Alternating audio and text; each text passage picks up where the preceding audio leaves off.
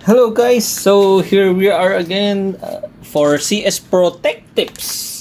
So i-upload ko to in my personal Facebook, YouTube page and dito sa CS Pro. So many is asking CS Pro, bakit ang daming page na lumalabas na bago? Unfortunately, i-share ko sa inyo yung account po natin. Yung personal account ko, as in yung personal account ko na remove sa Facebook. Actually, hindi pa siya na-remove but currently on the process na mare-remove sa Facebook. So, nag-appeal ako pero I'm guessing na matatalo rin ako. So, papaprocess siya in 180 days, something like that. So, gumawa na ako ng bagong Facebook account. So, yung CS Pro ngayon, yung pinaka-latest na CS Pro page is this page. So, itong CS Pro Custom, yun lang yung name.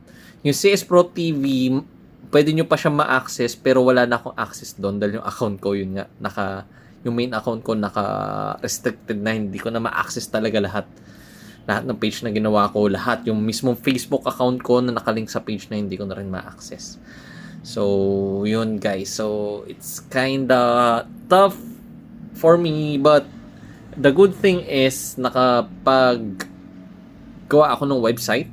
So, you can check my website. It's csprocustom.com. So, check it out.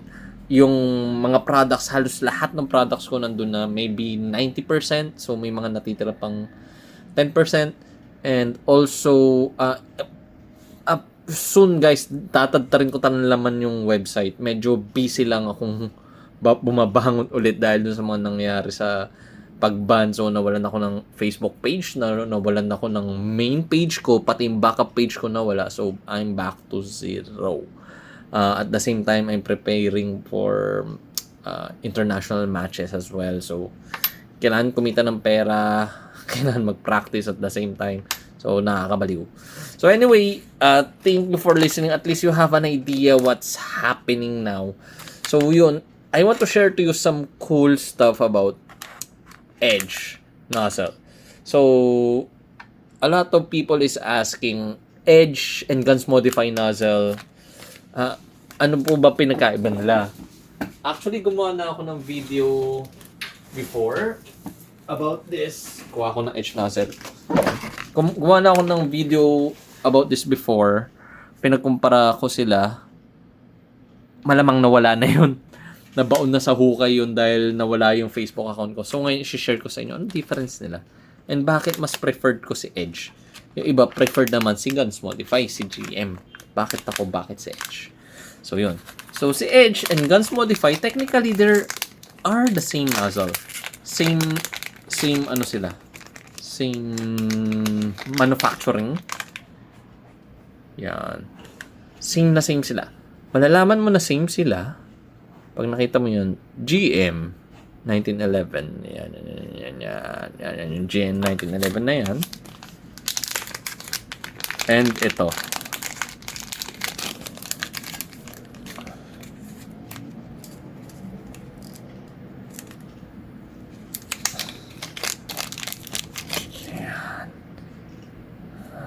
Yan. GM 1911, di ba? Same manufacturer. Pero, bakit mas preferred ko si Edge versus kay GM? So, here it is. Saan ba yun? Ayan. So, pansinin nyo to, si Edge. Pansinin nyo si Edge. May something na dimple siya dito. Yan, dimple na yan. May metal insert siya. May metal insert siya dito sa nagfi-feed sa BB. Yan. So, expect nyo na hindi to magbe-bend when you're using bad BBs compared to Guns Modify. So, Guns Modify, wala. Ang problem kasi kay Guns Modify, ako hindi ako gumagamit nito before, si Guns Modify, kasi nagbe-bend to. Especially for 1911, yung masiskip na maglip, magbe-bend yan. Other users like JBW favorite to dahil sabi daw nila smooth yung loob nito compared dito. May nagsabi rin sa akin but in my personal experience, I find them the same. Sa akin, sa fitment and everything. I don't know, case-to-case basis, but some of the Hong Kong people love this. Sa mga ibang nakilala ko kaysa dito. But, personally, I like this because dito and sa fitment, wala naman pinagkaiba eh. I don't know kung ano nakita yung difference. But guys, baka sabihin nyo, magkaiba to yung pinang-compare ko is, hindi, ito pala, parehas pala to. A standard nozzle yun.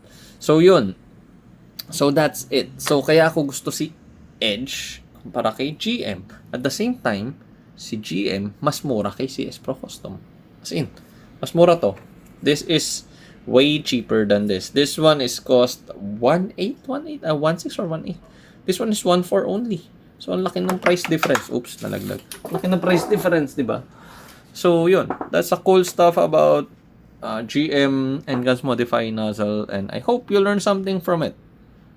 Yun lang, guys.